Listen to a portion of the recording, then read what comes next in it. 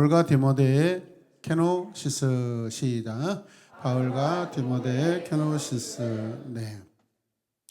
지금 우리는요, 이 세상을 계속해서 어떻게 표현하고 있습니까?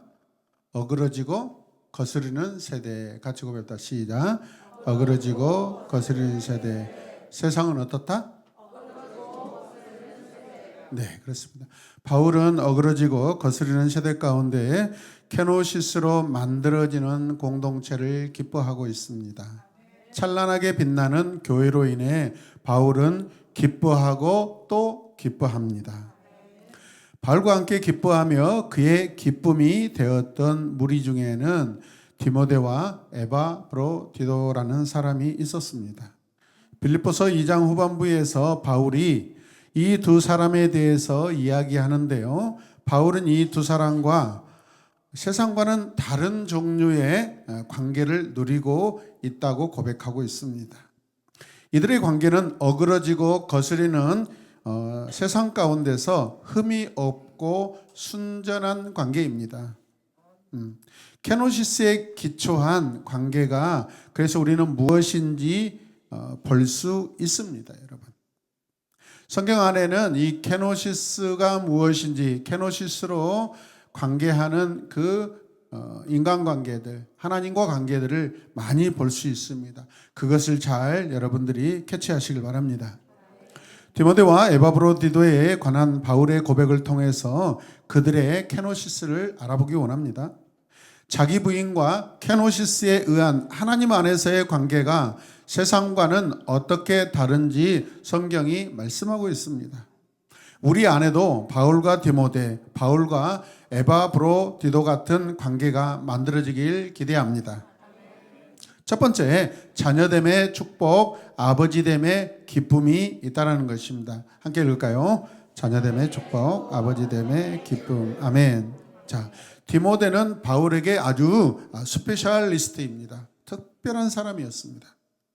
디모데는요, 바울이 사랑하는 제자였고 그의 영적 뭐일까요? 아들이었습니다. 네.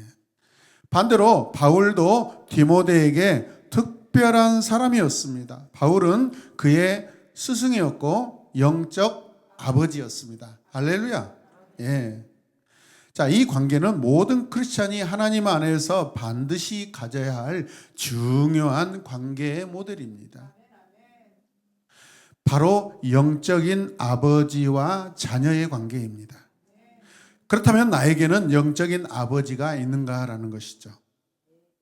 나를 복음 안에서 낳고 아버지 하나님의 말씀으로 양육해진 영적인 아버지가 있는가라는 것입니다.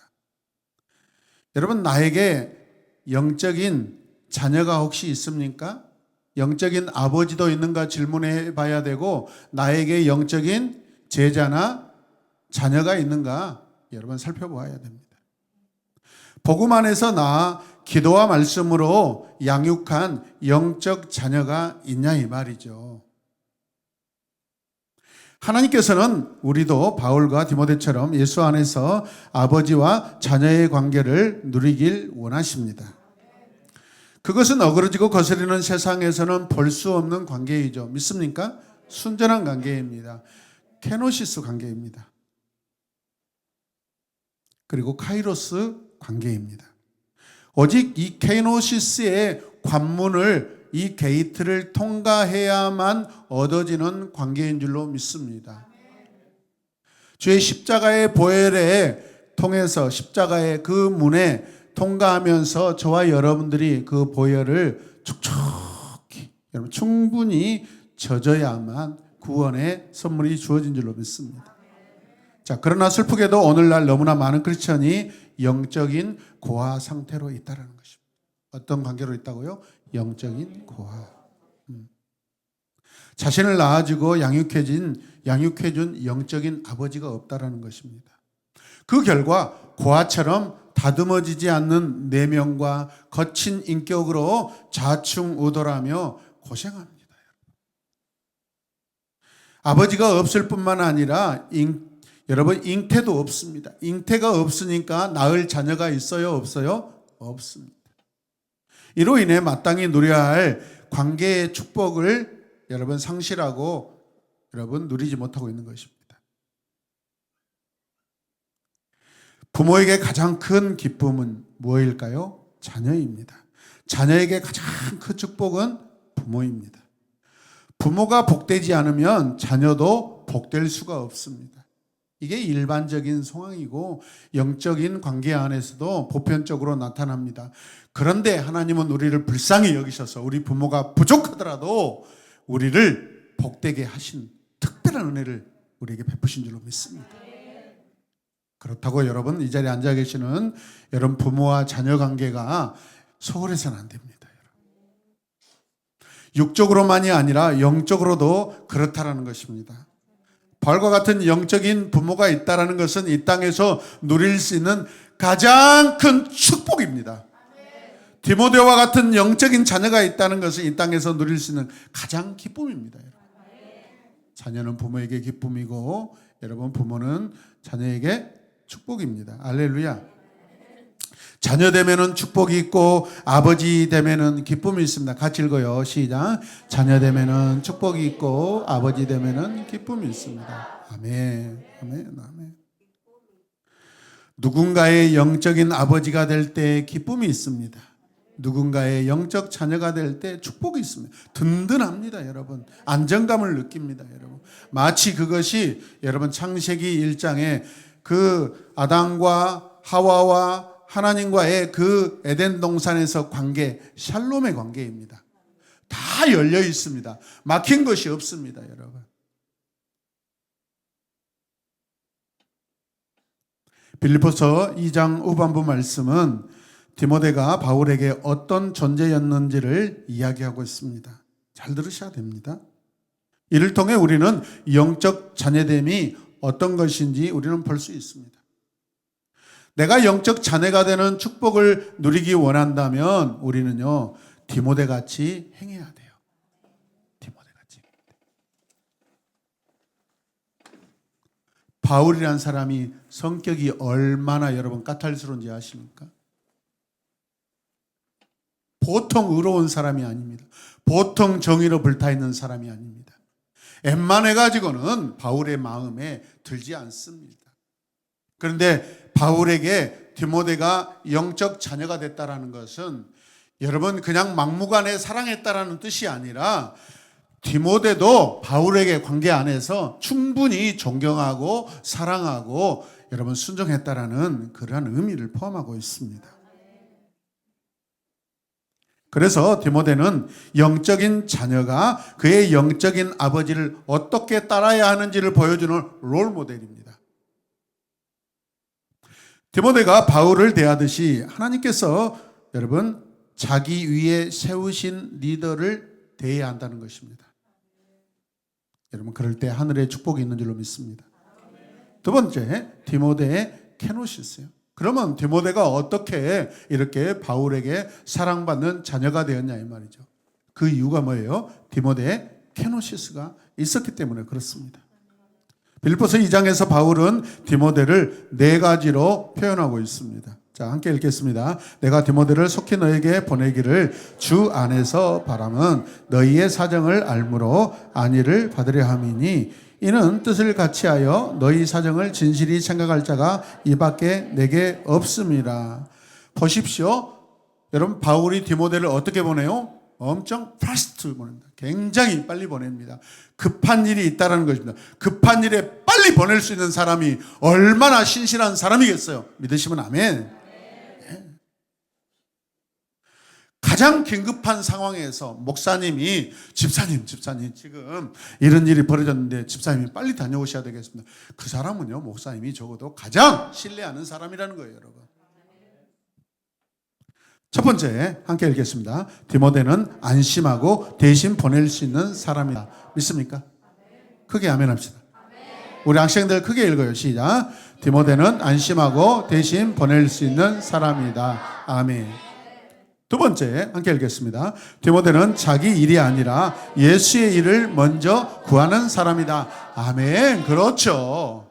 이 일은 바울의 일이 아니라 누구의 일이에요? 예수의 일입니다, 여러분. 세 번째, 디모데는 복음 안에서 연단과 수고를 통해 다루어진 사람입니다. 아멘. 성경에 보면 참 유일하다시피 신약 성경에서 여러분 어머니와 외할머니의 이름이 기록된 사람이 디모데입니다. 그 이유는 사랑의 관계를 말하는 것이 아니라 여러분 가족 사랑을 말하려고 성경은 기록하지 않습니다. 외할머니와 어머니의 신앙이 전해진 사람, 그래서 그들의 신앙으로 디모데가 순종해서 만들어진 영적인 자녀이고 제자라는 것을 밝히는 그런 관계입니다, 여러분. 가족 사랑을 말하지 않습니다, 여러분. 성경에 가족 사랑 이야기하지 않습니다, 여러분. 영적인 사랑이죠, 대부분. 네 번째, 같이 읽겠습니다. 디모데는 자식이 아버지에게 하는 것처럼 바울을 대하는 사람이다. 아멘. 이스라엘 백성들이 하나님이 세우신 모세의 말을 순종하는 것은 여러분 하나님께 순종하는 것과 같습니다. 바로 그런 관계입니다, 여러분. 우리가 윗사람에게 순종하는 것이 하나님께 순종하는 것입니다. 바로 이 네 가지 중에서 이번 오늘 말씀은요, 첫 번째에 대해서 살펴보고자 합니다. 첫 번째가 뭐예요? 안심하고 대신 보낼 수 있는 사람이 되라는 것입니다. 대자라는 것입니다. 사람이라는 것이죠. 디모데는 바울이 안심하고 자기 대신 보낼 수 있는 사람이었습니다. 이런 관계는요, 결코 쉽지 않습니다. Not easy. 오죽하면 바울도 디모데밖에 내게 없다라고 했을까요? 바울이 디모데에 대해서 이렇게 이야기할 수 있었던 이유가 무엇일까요, 여러분? 바울은 뜻을 같이 하여라고 고백하고 있습니다. 바울의 뜻이 디모데와 함께 공유되고 있다는 것입니다. 공감하고 있다는 것입니다.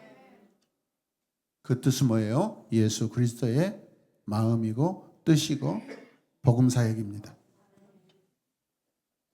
디모데는 바울과 뜻이 같고 생각이 같았다는 것입니다. 그래서 디모데는 겸손한 거예요. 그의 겸손은 자신의 뜻을 비우고 페노시스하고 그것에 바울의 뜻을 채우는 것입니다.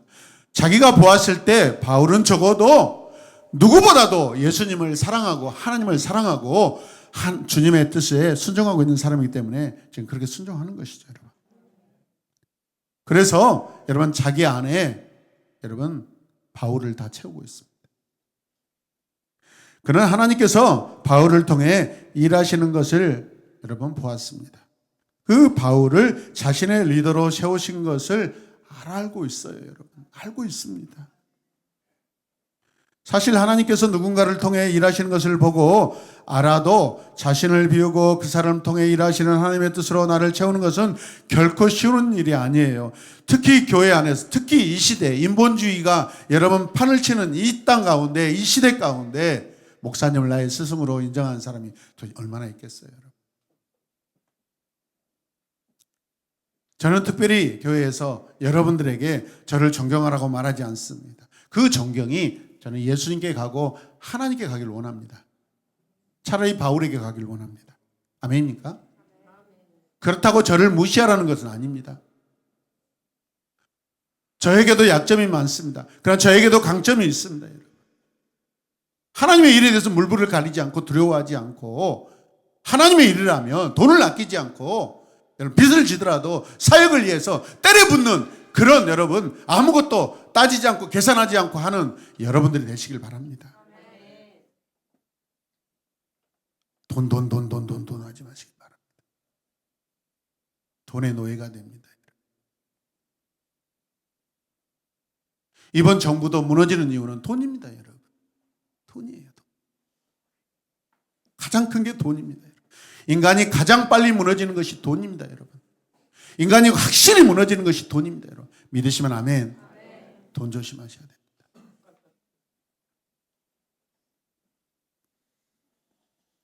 디모데는 겸손했습니다, 여러분. 자, 그는 바울을 자신의 리더로 세우신 것을 알았다고 그랬죠. 근데 이것이 인정하는 것이 결코 쉬운 일이 아니라고 말씀드렸습니다. 여러분 함께 읽겠습니다. 사람들은 모두 나를 통해 일하시는 하나님을 원하지 바울을 통해 일하시는 하나님을 원하지 않는다는 것이다. 하나님의 거룩한 일을 하면서도 내가 그 중심에 있기를 원한다는 것입니다. 그래서 바울의 고백을 보면 뭐로 하나 무엇으로 하나 전해지는 것은 예수 그리스도니 나는 기뻐하고 기뻐하노라. 여러분 시기로 하나 질투로 하나 어찌 됐든 건 예수님만 전해지면은 괜찮다는 것입니다.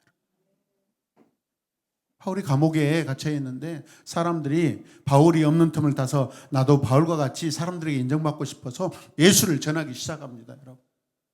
질투의 마음으로 예수를 전하지만 바울의 입장에서는 어떤 방법으로든 하나님이 전해지고 예수가 전해진다면 기뻐하고 기뻐하겠다는 것입니다. 이게 바울의 여러분 중심입니다. 여러분 그래서 우리가 방금 읽었던 이런 내용 때문에 교회가 어려움을 겪고 있습니다. 교회 안에 사람이 중심이 되고요. 교회 안에 직분이 중심이 되고 교회 안에 사역이 여러분 주인이 되고 있습니다. 교회 안에 권력이 여러분 주인이 되고 있습니다. 우리 교회 안에서 국회의원이 생기면은 겸손하게 예배를 잘 들으시길 바랍니다. 아멘. 올라와서 목사님 이번에 선거 있는데 저 좀 정책 좀 홍보하게 해주세요. 그런 이야기 하지 마세요. 그러면 떨어집니다.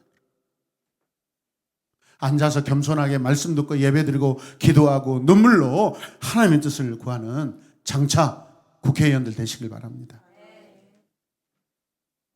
대답하는 사람들은 국회의원과 같은 그런 명예로운 은혜로운 그런 직분을 얻게 될 줄로 믿습니다.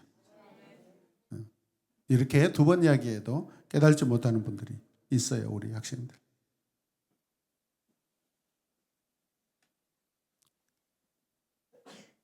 이런 일들이 왜 일어나요? 왜 교회 안에 사람이 이렇게 왕노릇 하려고 그래요? 그것은 나에게 영적인 바울, 영적인 아버지가 없는 이유이기 때문에 그렇습니다. 영적인 아버지가 있으면 그렇게 행동하지 않죠. 있습니까? 조심조심하죠, 여러분. 자기를 살피죠.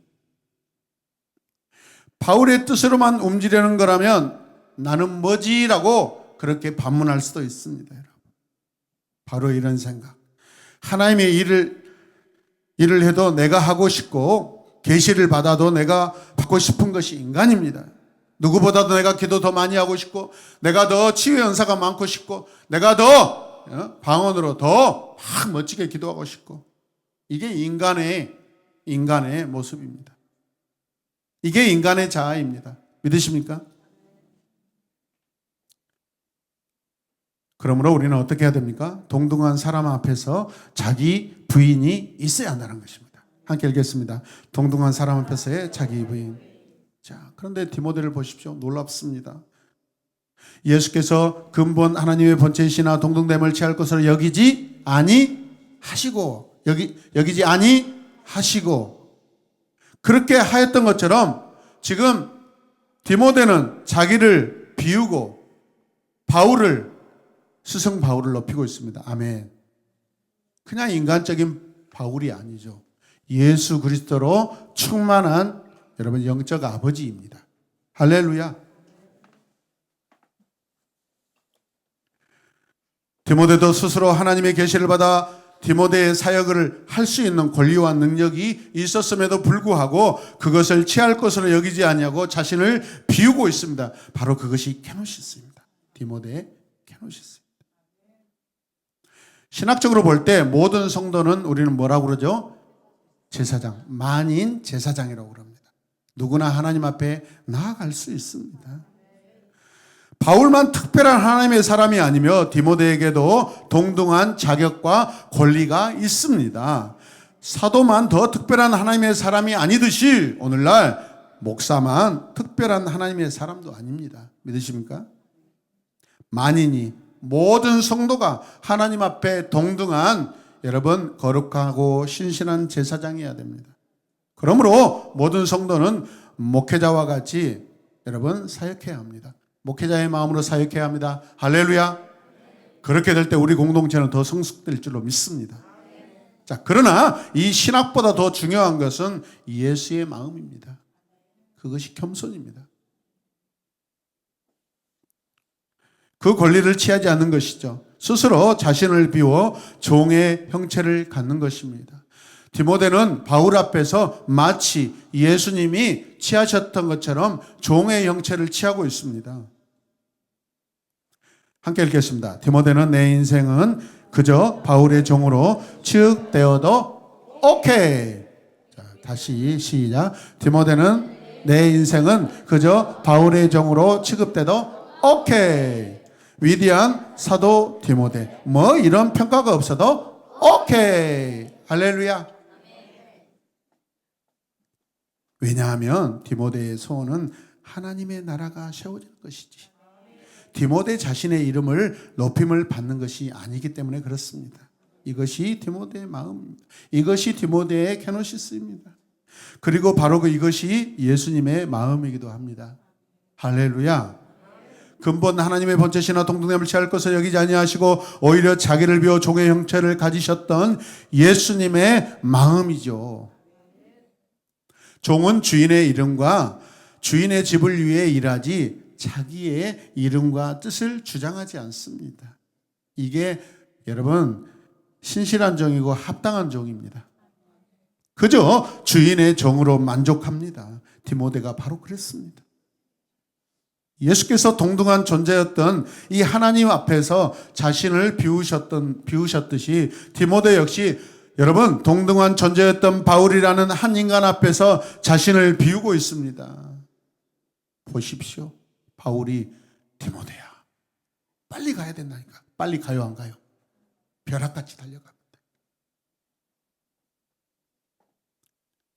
왜요? 묻지 않습니다. 여러분 제가 청년 때 그때 당시 다녔던 교회 목사님이 이런 말씀을 하시더라고요. 교회 안에서 공동체 안에서 순종이라는 것은 이런 것입니다 라고 말하면서, 물론 여러분들이 그렇게 하는 게 아니에요. 옛날 방식이에요. 옛날 방식. 옛날에는 그렇게 했던 것 같아요. 보통 목사님들은 새벽 기도가 예전에는 거의 절대적이기 때문에 10시 넘어가면 누구 찾아오지도 않고 만나주지도 않고 여러분 그냥 주무십니다. 그래야 새벽에 일어날 수 있기 때문에. 근데 10시에서 12시 사이에 어떤 집사님에게 전화를 가. 집사님 지금 무슨 일이 좀 있어서 서울을 가야 되겠는데 같이 가시죠. 그럼 네 목사님 지금 입고 나가겠습니다 하면 그분은 장로를 시킨다는 거예요. 아멘. 또 제가 전화하면 잘 기억하시길 바랍니다. 거기다가 간식까지 챙겨오면은 더 좋고요. 할렐루야.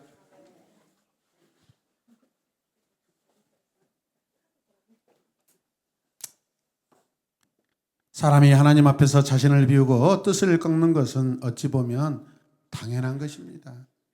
그러나 인간의 품격이 하나님과 다르지 않습니까? 믿으십니까? 이것은요 겸손이나 케노시스라기보다는 그저 주제 파악이에요. 주제 파악을 잘하는 것이 겸손입니다. 아멘. 전통적인 교회에서는요 직분자 장로님이 세워지고 안수집사가 세워질 때요, 하물며 서리집사도 세워질 때요, 여러분 그분이 교회에 몇 년도에 언제 세워졌는가, 여러분 그 연도를 따라서 나이가 아무리 많은 최중환 집사님이라 할지라도 더 어린 다른 집사님이 한 해 두 해 전에 서리 집사로 시작했다면 그분이 자기보다 높은 사람이에요. 그게 공동체의 질서입니다. 장로님도 마찬가지. 나이가 어리다고 해서 그게 상관없습니다. 하나님 앞에 얼마나 충성해서 장로 직분을 받았냐, 그것이 더 중요합니다. 믿으십니까? 그것을 넘나드니까 지가 지금 나보다 나이가 어린데 뭐 지금 권사가 어쩌라고 집사 되었다고 까불고 있네 진짜. 아이고, 그게 지금 자기가 주제 파악을 못하고 있는 거예요. 여러분 함께 고백할까요? 주제 파악을 잘해야 국어를 잘한다. 아멘.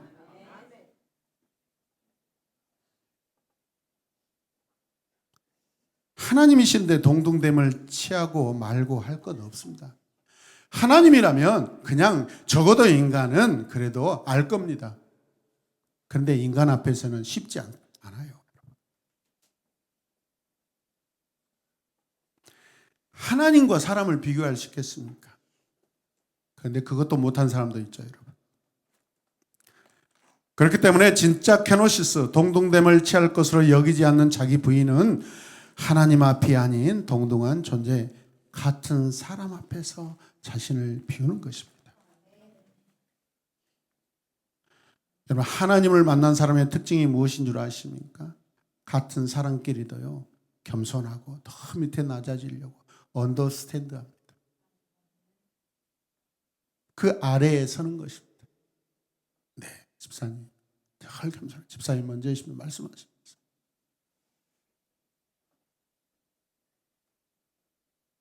둔산제일감리교회가 감리교회에서 우리가 말씀 양육 이렇게 훈련을 받아가지고 우리 교회에 이렇게 많은 은혜를 이렇게 누리고 있습니다. 찾아오신 집사님과 장로님은요, 한 번씩 강주에 오실 때마다 저를 여러분 자기 본인들의 담임 목사님처럼 밥 먹으러 가면은 목사님이 숟가락을 들지 않으면 숟가락을 안 들어야 해요. 나이도 저보다 훨씬 많으셔요.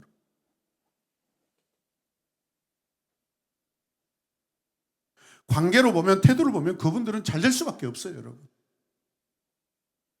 대접받으려고 하는 게 아니에요, 여러분. 그래서 내가 대접받으려는 게 아니라 자신들이 여러분 나이가 어려도 목회자라는 것 때문에 막 대접을 하는 거예요. 아멘입니까? 자기를 비우고. 그걸 말하는 것입니다. 아멘입니까? 사랑 관계에서, 그 보이는 사랑 관계에서 눈에 보이는 관계를 못한 사람이 눈에 보이지 않는 어떻게 하나님과 관계에서 하나님을 높이려고 하겠습니까? 여러분 염두에 두시길 바랍니다. 새기시길 바랍니다. 기억하시길 바랍니다.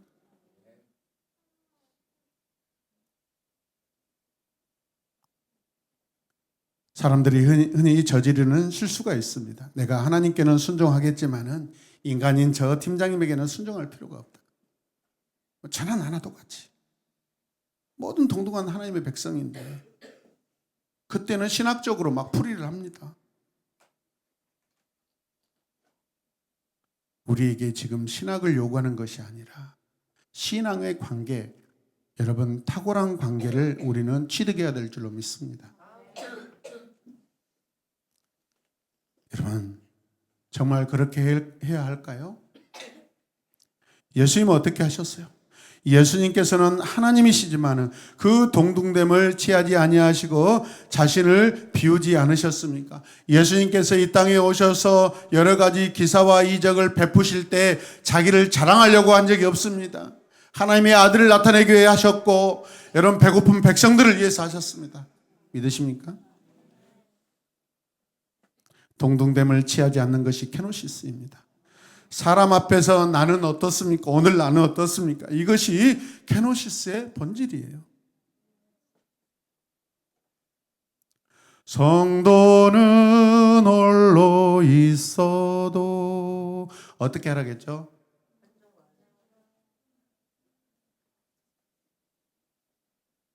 저는 오늘 말씀을 준비하면서 어떤 찬양이 이 말씀과 잘 어우러질까, 이 성도란 찬양을 할 때 저도 이 찬양을 얼마나 좋아하는지 말이에요. 성도의 본질을 깨닫기 때문에 눈물이 나요. 여러분. 감격이 와요. 감동이 와요.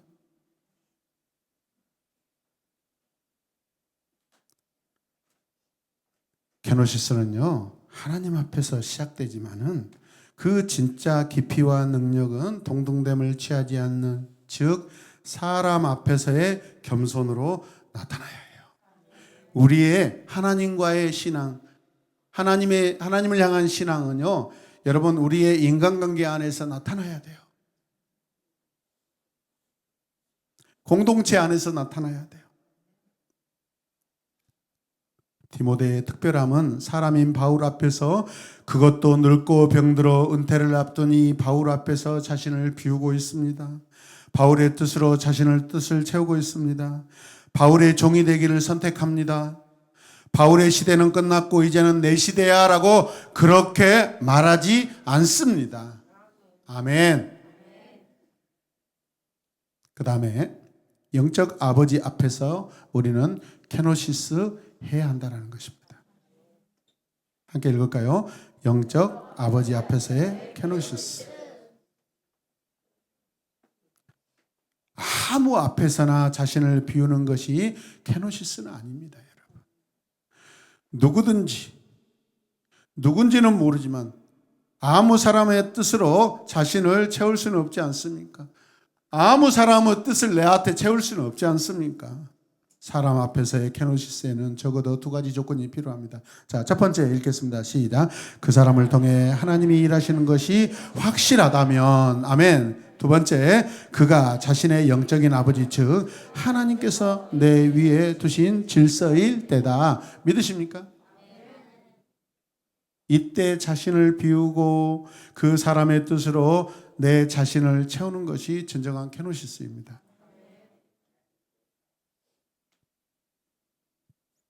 돈이 아닙니다. 권력이 아닙니다.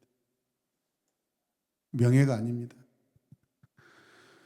사람 앞에서 자신을 비웠던 이 디모데의 케노시스로 인해 바울은 디모데를 100% 신뢰할 수 있었습니다. 몇 퍼센트? 100%. 그래서 뭐라고 해요? 디모데가 가나 내가 가나 매 한 가지라고 그렇게 말합니다. 디모데가 가는 것이 누가 가는 거라고요? 내가 가는 거. 나 바울이 가는 거하고 똑같다는 것이죠. 할렐루야. 그래서 우리는요, 상대방 앞에서 자신을 비우는 이 케노시스가 나와 함께 갈 수 있는 이유가 되시길 바랍니다. 여러분 함께 고백합니다. 동역의 비밀을 꿈꾸라. 동역의 비밀을 꿈꾸자. 여러분 여기 뭡니까? 이 사역이 누구 사역이에요? 하나님 나라죠. 예수 그리스도죠. 그가 하나 내가 하나 같은 영광입니다. 거기에서 여러분 그의 이름 내 이름 가치를 따져서는 안 되는 것이죠. 많은 분이 동역이라는 이상적인 꿈을 꿉니다. 제가 왜 여러분 이런 청소년 사역을 할 수 있는 줄 아세요? 저는 오래전부터 전도사 때부터 아니요 사역을 꿈꿀 때부터 저는 이 동역이라는 이 단어를 제 마음에 새기고 있습니다. 그것도 그냥 동역이 아니라 평생 동역, 평생 동역자라고. 청소년들을 만나고 청년들을 만나면 그들을요 나의 평생 동역자라고 그렇게 항상 이렇게 인정하고 세웠습니다. 그런데 동역이 성공적인 경우를 보기가 쉽지 않습니다. 오래가지 못하는 경우가 허다합니다. 왜냐하면 케노시스를 기초로 하지 않기 때문에 그렇습니다. 케노시스 없이 하나님의 일을 하려 하고 케노시스 없이 동역하려고 하니까 불가능한 일이 되어버립니다. 함께 읽겠습니다. 케노시스 없이는 한 뜻이 될 수 없고 케노시스 없이는 원망과 시비가 없는 하나됨을 이룰 수 없다. 케노시스 없이는 동업도 동역도 가능하지 않다. 괜히 관계만 팍 깨진다. 서로를 향해 동등됨을 취할 것으로 여기지 않는 케노시스가 없이는 한 뜻으로 하나를 이룰 수 없다. 오케이. 마지막으로 케노시스 없이 동업이든 동역이든 다 불가능하다. 오케이.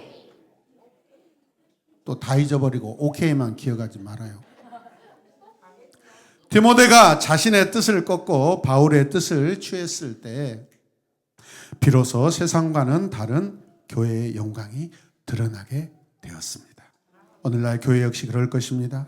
서로를 향해 우리가 케노시스 할 때 하나님 앞에서만이 아니라 동등한 여러분 우리 성도들 또 지체들 자녀들 부모들 모든 서로를 향해 케노시스 할 때 함께 읽겠습니다. 나는 어그러지고 거스리는 세상과는 다른 하늘의 공동체를 보고 싶습니다. 하늘의 공동체를 보고 싶습니다. 오케이, 시작. 하늘의 공동체를 보고 싶습니다. 아무튼 오늘부터는 제가 이렇게 손만 들고 이렇게 나오면 지율이는 빵꾸 똥꾸? 그러면 안 돼. 그럼 제가 잘못 가르쳤나요? 바울이 사도였기 때문에 그렇게 했을까요? 직분 때문에? 디모데가 케노시스를 만약에 이렇게 실천했다면 바울은 어떻게 실천했을까요? 디모데가 영적 아버지인 바울 앞에서 자신의 뜻을 꺾고 케노시스 했다면 리더였던 바울은 또 어떻게 되는 것일까요?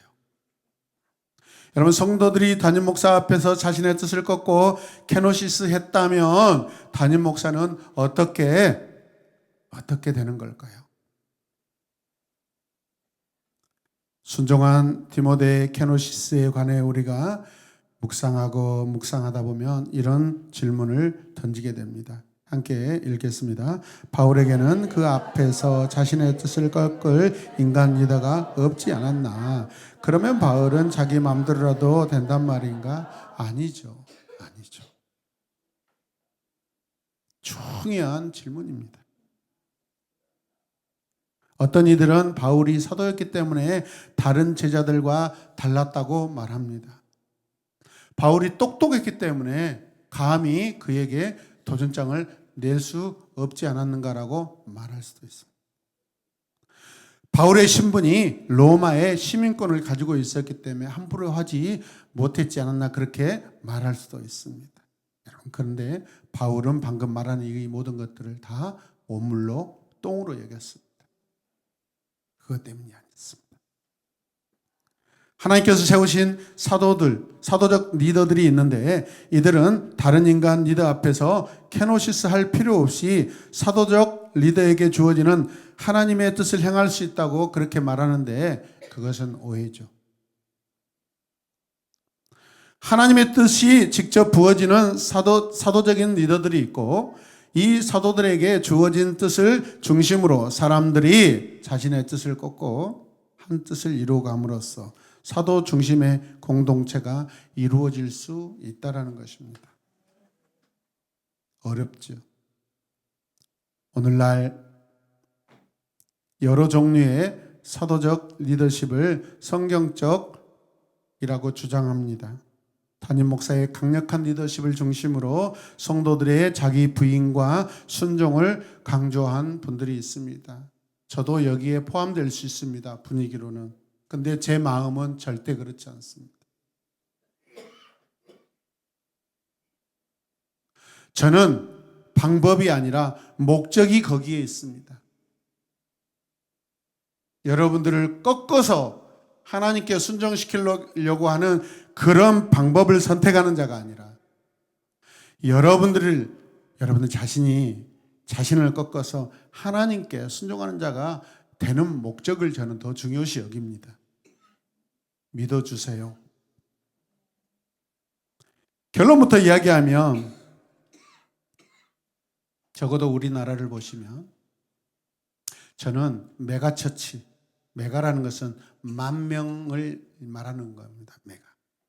초대형 교회에 저는 사역을 했습니다.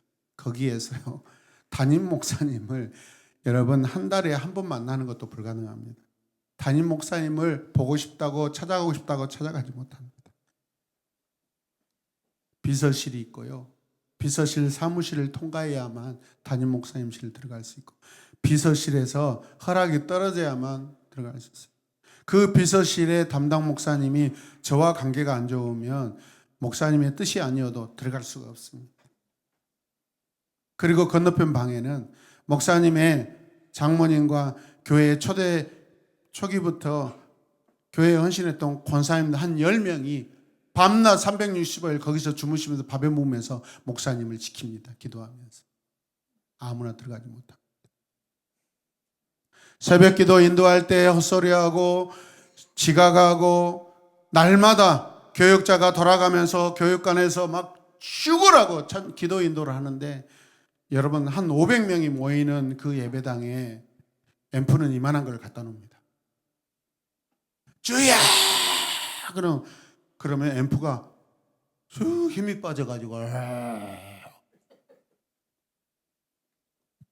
마이크에 소리를 지르면 스피커에서 소리가 나와야 되는데 이놈이 죽어가지고 안 일어나 버려. 그리고 타임을 조절해야 돼. 막 해놓고 기다렸다가 살아나면 느낌이 오거든요. 그때 또 원망 불평이 많았어. 아니 제발 기도회 때 사용하는 앰프 빵빵한 걸로 좀 바꿔주세요. 안 바꿔줘요. 제가 있는 2년 반 동안 안 바꿔주더라고요. 저는 의도적이었을 거라고 생각해요. 부목사들 죽어봐라. 목으로 절절하게 기도해봐라. 앰프 빵빵한 앰프 의지해서 기도 인도하지 말아라. 그런 느낌을 받았어요.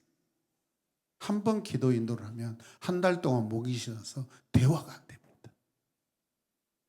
그렇게 인도하고 나면은 저 뒤편에 앉아 계시는 장모님 권사님과 교회 원로 권사님들이 김필환 강도사 기도 인도 좀 하네. 겨우 평가가 이겁니다.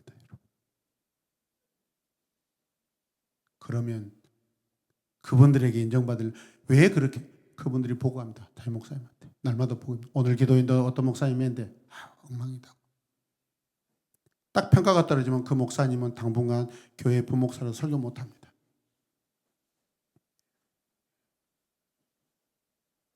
그런데 기도인도하면 목사님의 사역, 교회 사역 한 4페이지를 달달달달 외우면서 막 보면서 읽고 막 합니다. 그게 뭐죠? 하나 되는 공동체를 만들기 위해 그렇습니다. 보통 1시간 동안 기도인도 하는데 그날 목사님이 집회가 있다면 1시간 반을 해야 돼요. 30분이 늘어납니다. 저도 기대합니다. 여러분 제가 이 교회에 오래 머물러 있는 거 안 좋아하잖아요. 밖에 나가서 막 이렇게 강사로 막 돌아다니고 한다면 그런 기도 저에게 하시길 바랍니다. 오. 아무튼 밖에 나가서 좋은 강사대에서 사례비 받아가지고 교회 이자 잘 내도록 할렐루야 순종하겠습니다.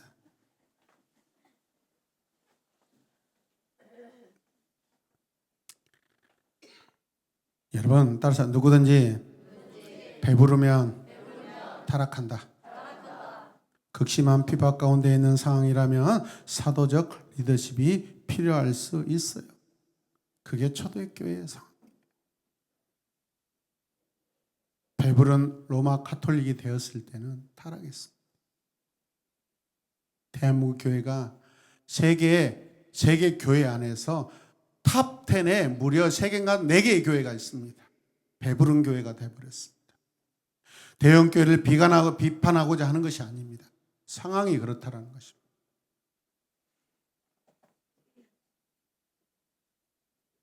여의도 수목원교회 지금 어느 목사님이 어느 젊은 목사님이 벤치마킹하고 여러분 존경하겠어요? 안 합니다. 우리 교단의 가장 큰 저 서초동 사랑의 교회 옛날에 제자훈련으로 어마어마하게 찾아갔습니다. 지금 그 교회를 롤모델 존경하지 않는 상태가 되어버렸습니다. 가슴 아픕니다. 다 돈 때문에. 배부르면 타락합니다. 그래서 이제는 작은 교회가 살아나는 그런 사역이 여러분 펼쳐져야 됩니다. 앞으로 10년 안에 수만 개의 교회가 사라집니다. 농어촌 교회, 미자립 교회, 상가교회. 지금 우리 노예 안에서도 많은 교회들이 여러분 합병이 일어나고 있어요. 그만큼 힘들다는 거죠. 자, 이번에는 바울의 케노시스에 대해서 살펴보도록 하겠습니다. 사도적 리더십이라도 반드시 케노시스가 필요합니다. 아멘. 사도라 할지라도 케노시스가 필요합니다, 여러분. 목사라 할지라도 케노시스가 필요합니다. 장로라 할지라도 케노시스가 필요하고, 권사라 할지라도 케노시스가 필요하고, 집사라 할지라도 케노시스가 필요합니다. 성도라 할지라도, 여러 어린아이라 할지라도 케노시스가 반드시 필요합니다.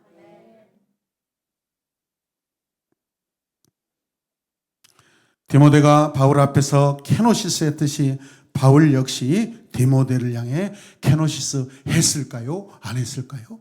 했죠. 불가능하다고 생각했습니까? 아니요. 롤모델이 있습니다. 누구요? 바울에게는 롤모델 누가 있어요? 예수 그리스도. 예수님께서는 모든 하늘의 계시와 능력을 가지신 사도 중에 사도이셨어요. 아니, 하나님 자신이잖아요. 함께 읽겠습니다. 모든 제자가 예수님을 통해 주어진 하나님 뜻 안에서 자신의 뜻을 꺾고 케노시스 하는 것이 당연했다. 아멘. 당연했다. 여러분, 나중에 예루살렘 교회에 누가 지도자가 된 줄 아세요?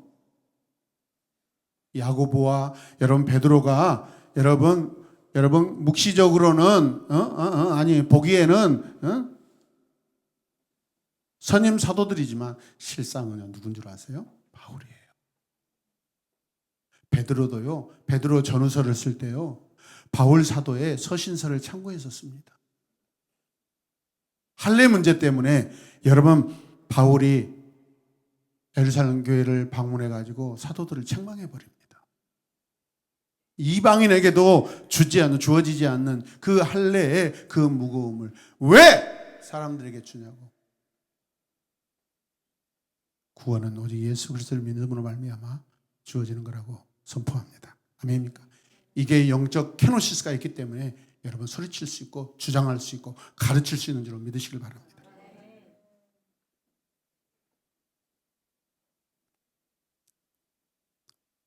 다시 말씀드리지만 예수님께서는 모든 영광을 스스로 취하지 않으십니다. 하나님께 올려드립니다.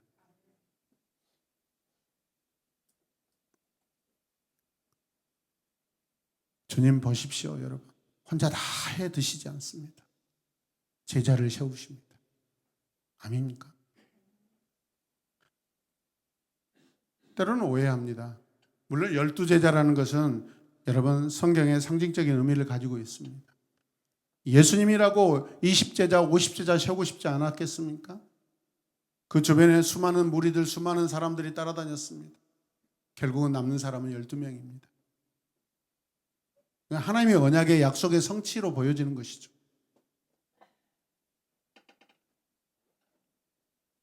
만약에 제자들을 세우지 않았다면 예수님을 우리가 다르게 평가할 수 있습니다. 여러분, 저와 여러분들이 이곳에서 우리 삶에서 우리 신앙에서 사람을 남기시길 바랍니다. 제자를 남기시길 바랍니다. 영적 자녀들을 남기시길 바랍니다. 아멘입니까? 영적 부모가 되셔야 돼요. 주님 제자들에게 다 양보합니다. 2명씩 전도대를 여러분 파송하실 때 주님이 가지 않고 보내십니다. 디모데와 또 나타나는 한 주인공이 누굽니까? 에바브로디도 바울을 향해 케노시스를 했습니다. 바울 역시 디모데와 에바브로를 통해 케노시스를 해야 했다라는 것이죠. 아멘입니까? 자, 내용이 무엇이든 각 사람은 자기가 있는 그곳에서 우리는 반드시 우리 자아를 꺾어야 되는 줄로 믿습니다. 언제 어디서나 어느 곳에서나 어떤 순간에도 우리 자아를 꺾읍시다.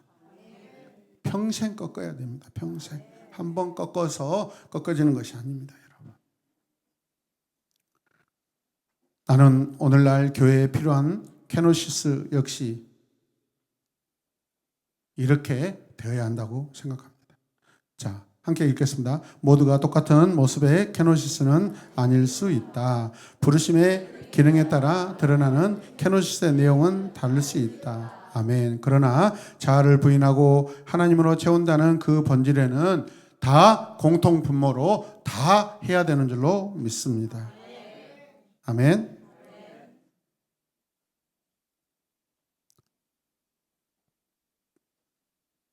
이제 4줄만 읽고 나머지 설교는 다음 주에 하도록 하겠습니다. 공동체의 모든 지체가 각자 하나님 앞에서 서로가 서로를 향해 케노시스 할 때 저 사람을 통해 주신 비전 앞에 나의 생각을 꺾고 비전을 받은 자는 그 기회와 그 영광을 형제 자매에게 양보할 수 있어야 됩니다. 그때 비로소 세상과 다른 원망과 시비가 없는 거룩한 기쁨의 공동체가 될 수 있는 줄로 믿습니다.